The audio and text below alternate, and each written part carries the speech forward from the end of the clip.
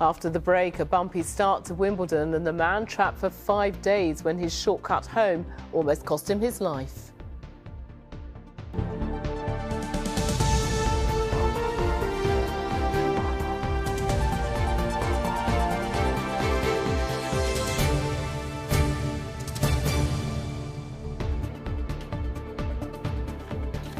Tonight, residents take on developers over the constant flooding of their flats.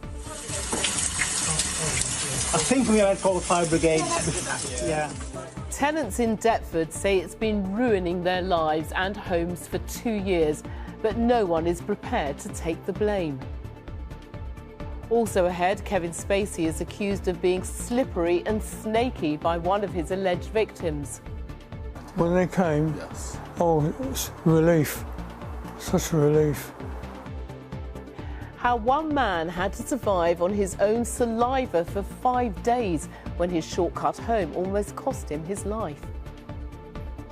The actress, her lost jewellery and the £500 reward to help bring her gems home. And feeling a little impatient and a little cold, but you do have to keep camping more nights each time. why has Wimbledon not got off to the best start this year?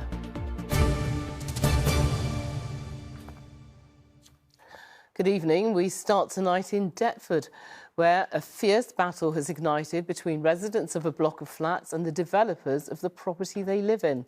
Tenants of the Norfolk building say they've been experiencing consistent flooding for the last 2 years. And last Thursday, it got so bad, the fire brigade had to be called. The owners, Southwark Housing Association, however, are refusing to take the full blame. They say they've now sent a contractor to help fix the problem. With the latest on the residents' growing frustration, here's Antoine Allen. I think we might call the fire brigade. As water pours into Claudio's bedroom, his neighbours fear it's only a matter of time until their pipes burst too. Yeah, it's heartbreaking. You know, you never know what's going to happen when you leave the flat. When you come back, is it flooded? You know, have you had any other issues in here? And if you could go back in time, this was your dream house, would you still buy this? I walked into this flat, I fell in love straight away. But if I knew all these problems you're having here, no way. It's absolutely no way. You just can't live like that, you know. The gaping hole in the ceiling is just one of the many issues Claudio and his neighbours say they've had since moving into Norfolk House. Leaking pipes, heating issues and flammable cladding have turned what was sold as a dream Lewisham home into a nightmare. As you can imagine, it's quite stressful. You know, when we had the first issues with the cladding, is it a safe place to stay? You know, you go to bed thinking, is this going out in smoke? Claudio, do you feel like the developers are choosing profits over your safety concerns? Yes, they are. Galliard is just stonewalled everyone here. You know, we can't get through to them. Galliard Homes developed the apartment. Now they're under the management of Southern Housing, leaving residents in the middle of a debate over who should fix the growing issues. Last year, neighbours came together to fight flooding inside the apartment's hallways after the water pipes burst. The pipes in the communal area have been replaced, but like any apartment, those same old pipes do run into people's homes. So now they're fearful that one day they'll come home to find water pouring from their ceilings. On Christmas Eve, instead of wrapping presents, Kitty was cleaning up sewage spilling out of her toilet. She hasn't had her heating pipes replaced. Each day she lives in fear. I've had to take out a really expensive insurance policy because I could never afford to, you know, redo all the floors if it happened and flooded the entire flat. And it's just this constant kind of fear of what's going to happen next, you know, what's going to go wrong today. Kitty, you specialise in investments. Considering all of the issues you've had with your flat, just how much do you think it's worth now? It has no value at the moment. No one wants to buy a flat in this building, nor can anyone, because it's just not a safe asset to lend against for banks and mortgage lenders. So ultimately we're in this kind of limbo whereby most of us have put our life savings into our properties here. So, Anton, huge concerns for Kitty there, but what are the developers and the owners saying? Well, Kitty, Claudio and the rest of the residents at Norfolk House have complained directly to Galliard and Southern Housing. When it comes to Galliard, they've said this: we've appointed a management executive consultant whose guidance on other areas within the flat, which is under Southern Housing control. We will continue to collaborate with Southern Housing on finding a solution for the entire building, whereas Southern Homes say we're engaging with Galliard's Homes at an executive level to understand their long-term solution to this issue, which they are responsible for. As you can hear, both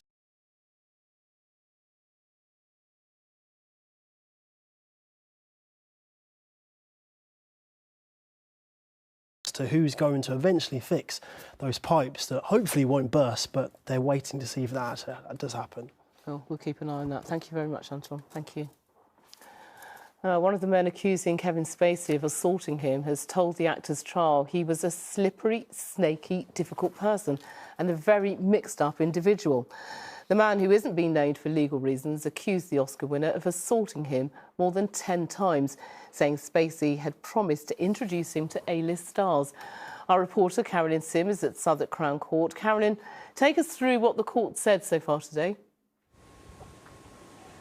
Well, today the jury was shown a police video interview with one of Spacey's alleged victims. In it, he described how Spacey touched him inappropriately on several occasions over the space of around 5 years. He said he would ask questions about his sexuality, which made him feel like he was being groomed.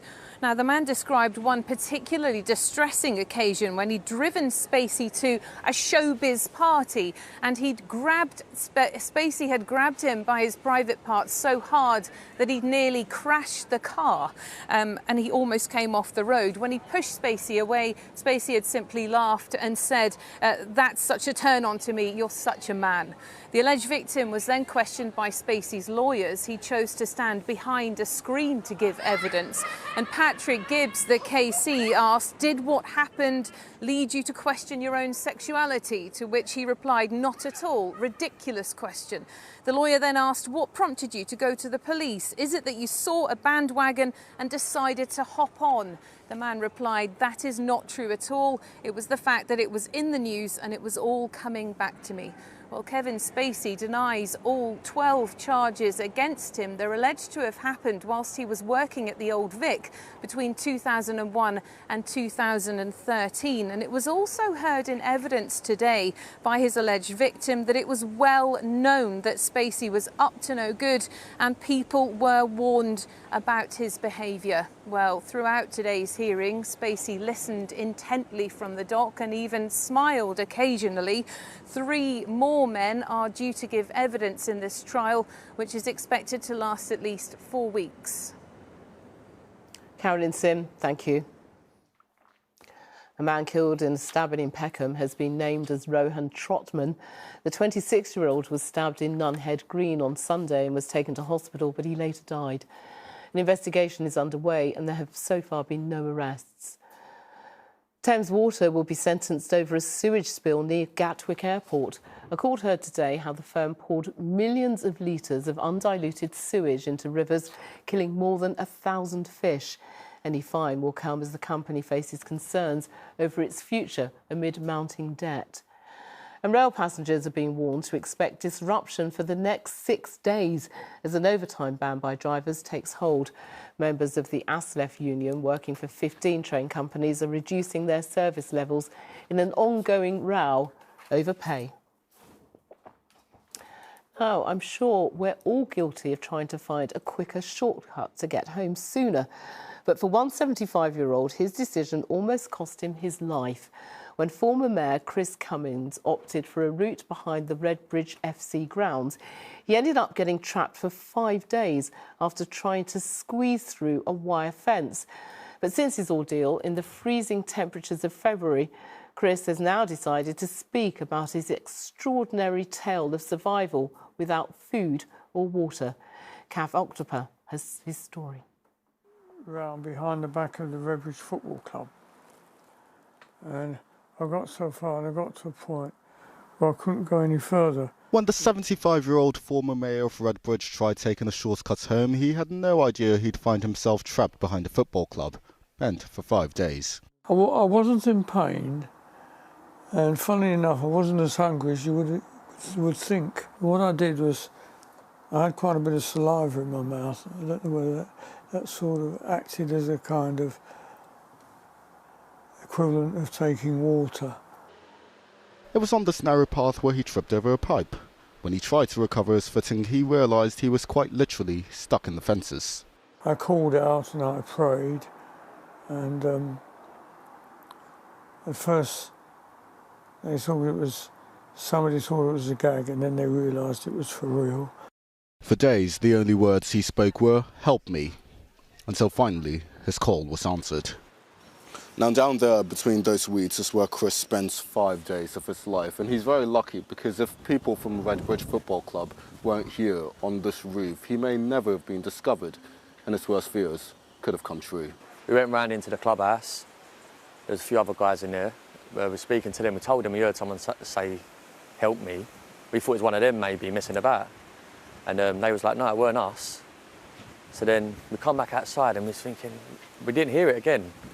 So we got on top of the roof, had a look around, then we looked over the edge and we see him laying there. You couldn't actually... If Chris was spotted just 2 days later, there's a chance he could have been found dead. Not only did the club save his life, but they're also raising money to get him a new walking frame. When they came, oh, it's relief, such a relief. That someone had come and answered my call. As for Chris, well, he says he's learned his lesson and he won't be taking any shortcuts when going home. Cafe Pato, ITV News. Still to come on the programme, we have the full weather forecast, plus... It's been pretty boring, but it's been there's been some fun times. The Wimbledon whinge, why this year's event has got off to a bumpy start for fans. And the appeal to reunite this famous actress with her lost sentimental jewellery. But first, the Prime Minister today waded into the controversial row sparked at Lord's Cricket Ground this weekend, which led to the suspension of 3 members from the oldest cricket club in the world. Neil Connery is at Lord's this evening. Neil, this is a row that everyone, absolutely everyone, seems to have a view on, including Rishi Sunak. Absolutely. They've rarely witnessed a day like this in Lord's ever before, this hugely controversial dismissal of Johnny Bairstow yesterday. They're talking about it from Downing Street to Down Under tonight, that's for sure. Now, technically, it was the correct decision. Bairstow wandered out of his ground before the ball was dead, and Australia's wicketkeeper Alex Carey threw down the stumps. But the issue in all of this is that, was this all in the spirit of cricket? Well, if it wasn't, neither was the reaction of some members of the MCC who barracked Australia's players as they headed into the pavilion for lunch through the long room. Now, as they went upstairs, they were barracked as well.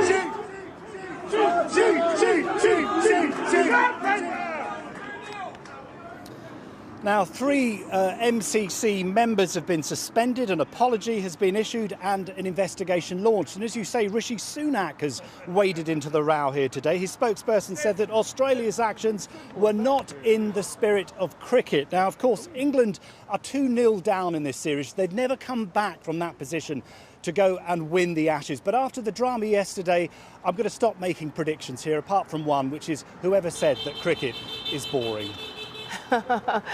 I'll make another one, Neil. This row isn't over yet. Now, Wimbledon got off to a bumpy start today, with some fans complaining they were forced to queue for over 6 hours to get into the venue.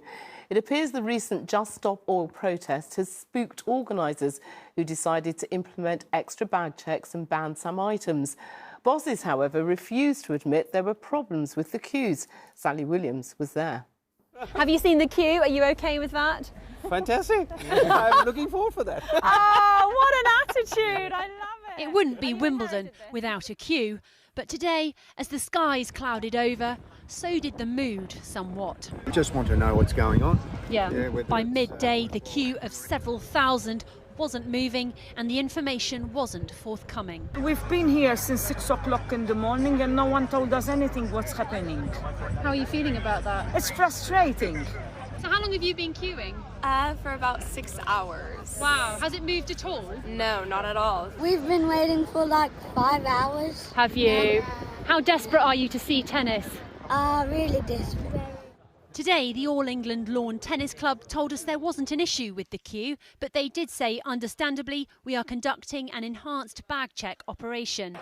Wimbledon has come off the back of sporting events like the cricket at Lord's, which was disrupted by Just Stop Oil, and chalk dust or powder substances have been banned from Wimbledon this year. The club also took a hit from celebrities such as Emma Thompson, well known for her climate campaigning, and they've asked the club to reject sponsorship from Barclays Bank on climate change grounds. Back in the queue, while some were prepared to wait it or play it out, others gave up and opted for the pub. All right, look at you. Cheers.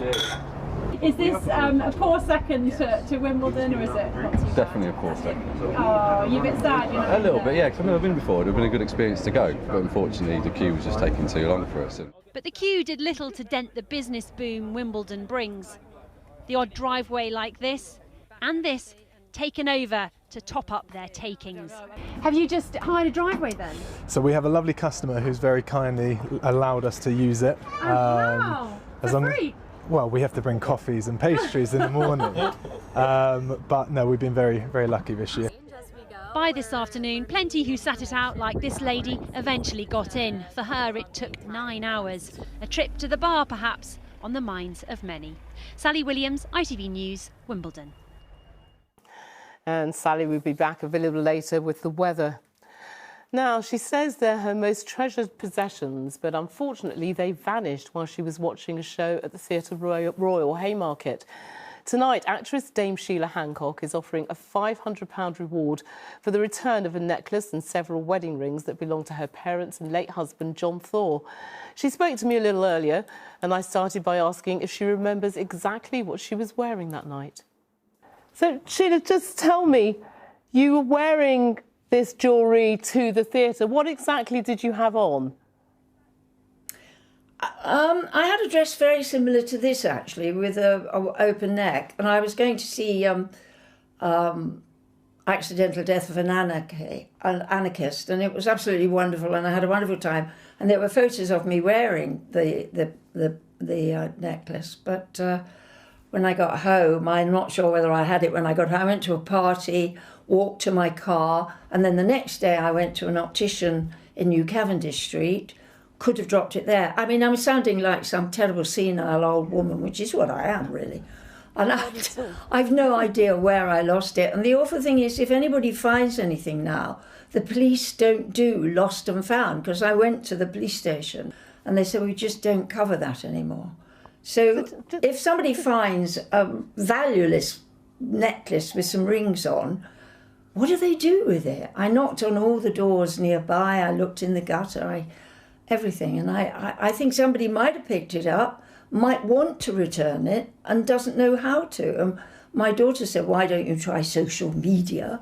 So I did, and I had no idea how much coverage it would get.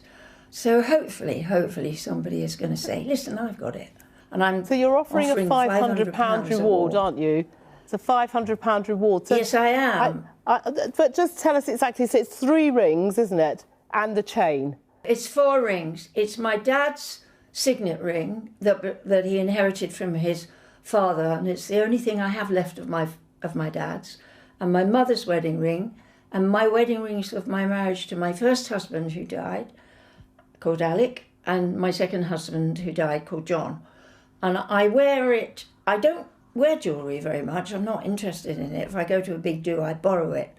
But I always wear this chain, or nearly always wear this chain with these rings, because I like to take them with me. And I go, I mean, it sounds so awfully sentimental, but it means a lot to me. It really does. And it's, as you say, if people have found them, they may have found them all at once or 1 ring at a time. It's where they take them. That's the problem, isn't it? No, I think it will have. I don't think the rings will have come off. I think it will be a gold chain with the rings on. It's also got a crucifix on as well. And I'm fascinated, because I think somebody should start a website called Lost and Found, so that if you're in the situation like I am, you can register what you've lost, and equally you can go on it and find things and then communicate with one another. I'm sure there's something there, because at the moment the police are so busy dealing with all sorts of things. And already there are WhatsApp groups, certainly there's one in Hammersmith, where people, if they lose a bicycle, they don't bother to go to the police. They report it on the WhatsApp group, they take a photograph. If it's been dumped, somebody says, I've seen it, or there's a shop down there who's selling a lot of second-hand bikes. It seems almost like the public have got together and are trying to deal with this situation, which is wonderful. Well, I'll tell you what we'll do, no Sheila. idea. I'll tell you what we'll do. We'll make sure we put it on our website as well. So if anyone finds it, if they can contact us, we'll contact you. Let's hope you're reunited with it. We really hope you are. Thank you so much for joining us. Thank you and good luck. Thank you. And the ITV News continues at 6:30 with the national headlines. Here's Charlene with the details. It's official. We've just had the hottest June in history. Scientists point to climate change, saying it's increasingly likely we could surpass the record in the coming years. Also, profiteering on petrol. The supermarkets cashing in by inflating prices. Calls to ban puppy yoga. An ITV investigation reveals the harm caused by the latest fitness fad. And welcome back to Wimbledon. The long wait ahead as thousands join the queue. Join us for those stories and more from 6:30. Now, an exhibition celebrating the Nigerian community in Peckham is opening in South London. Often referred to as Little Lagos, Peckham is home to one of the largest Nigerian populations in the UK. This landmark exhibition brings together works by over 10 Nigerian and British Nigerian artists and uses sculptures, photography and film to explore Nigeria's independence in 1960 and emigration here. It's a sort of celebration, essentially, of our heritage, Nigerian heritage, but also a commentary on, colonialism and who we are as a people, in order to sort of, I guess, place us in a way, in this country. And a reminder of our top story tonight. People living in a block of flats in Deptford have spoken to ITV News of their growing frustration over constant flooding. Tenants of the Norfolk building say that last Thursday it got so bad the fire brigade had to be called. The developers and the housing association responsible say they're working on the problem but have refused to take the blame. Now, Sally's back, and is it true that London's been breaking the weather trend? Well, we have had the hottest June on record, finally, but London wasn't the hottest. We had our second hottest June. It was beaten by 1976, all those years ago. Perhaps you remember it was a hot June. Any recollection, Ronke? Somewhere. But it's really showery at the moment. It's not great weather for good old Wimbledon. It's, kind of what they'd expect. But if they can hold on and hang on in, if you've got tickets by about Thursday, hopefully you'll start to be a bit shower-free. And by Friday, rather, the temperatures are on the up. Let's take a look. ITV London weekday weather is sponsored by Octopus Electric Vehicles. Car, charger and energy. Hello again. I hope you had a lovely day. The weather's not been too bad, has it, over the last few days? Happy times for this little one. But it is going to turn showery as we go through tomorrow, or more showery, and for Wednesday as well. It's just feeling a touch cooler at the moment, a little bit below average. But as we get to the end of the working week, things become drier and warmer as well, if then a little bit more unsettled again as we hit the weekend. Right, let's take a look at tonight. So those showers that we've had from this afternoon fading out, a mixture of clear spells and cloud overnight, and then into the second half of the night we will get a few bits and pieces of rain moving in. Our temperatures, though, not too bad, down to the low teens. Now, as we go through tomorrow, showery really is the story for the day. Some of them could be a bit heavy, and they're hit and miss. Devil's in the details to when and where exactly we'll get them. There will be some breaks and some perhaps slightly brighter spells, but on the whole at the moment, although there is some uncertainty, it's looking a bit disappointing, and temperatures not particularly warm. 17 to 21 are the highs. The evening might see around 6 o'clock a bit of a lull in the showers, but then it looks like they'll pop back up again as the evening progresses. A similar story for Wednesday, drier into Thursday, and the temperatures popping up as we move into Friday. Here's the pollen. ITV London Weekday Weather is sponsored by Octopus Electric Vehicles.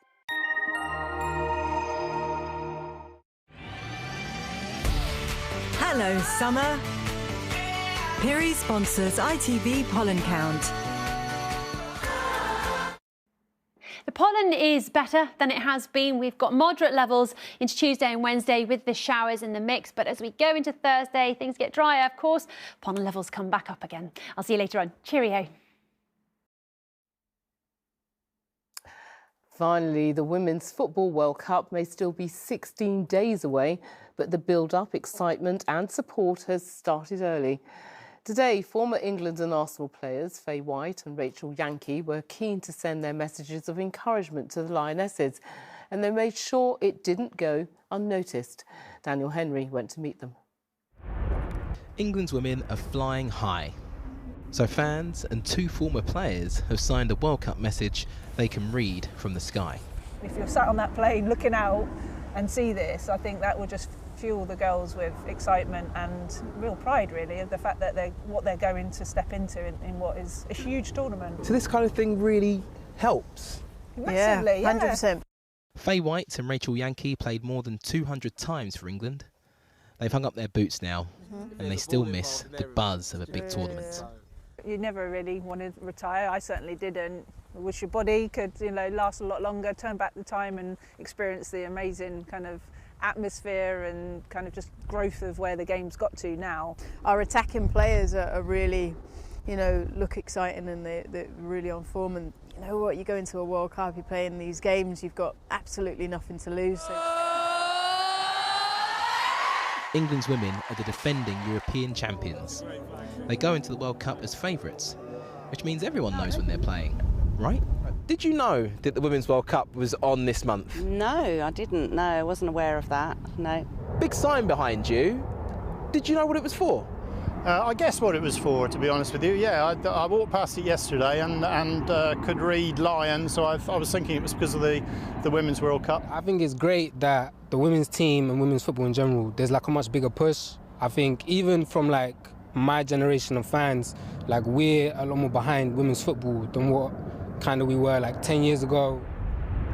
It all gets going on July 20th. You can follow the Lionesses and the rest of the action live and free on ITV. Daniel Henry, ITV News. And we wish them all the luck in the world. And that's it from us. The ITV News is at 6:13. That's with Charlene. But from now, from all of us on the London team, it's goodbye and enjoy your evening. Bye-bye.